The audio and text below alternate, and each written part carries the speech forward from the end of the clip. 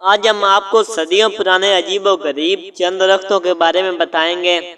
یہ تصویر افریقہ کے ایک قدیم ڈرنکس بلڈ ٹری یا ازدے کے خون والے درخت کی ہے۔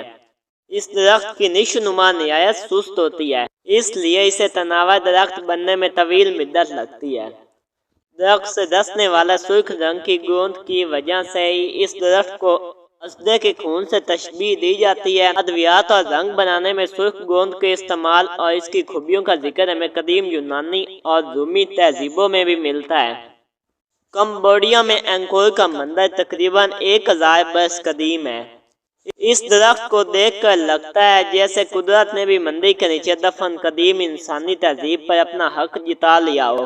وٹنگ ہیم یو نامی اس درخت کا شمار سکاٹ لینڈ کے تہذیبی اثاثوں میں ہوتا ہے۔ یہ درخت وٹنگ ہین خاندان کی ذاتی جاگیر میں صدیوں سے کھڑا ہے۔ باؤباب درخت کے قسم کی پہچان ان کے مخصوص پھولے ہوئے تنے ہوتے ہیں۔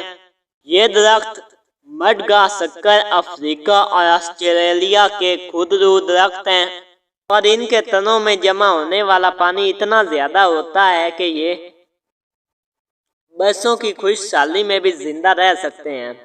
مزید اس طرح کی ویڈیوز کے لیے میرے چینل کو سبسکرائب کریں اور بیل آئیکن کو دبا دیں تاکہ ہماری لیٹسٹ اپ ڈیٹ آپ تک پہنچ سکے۔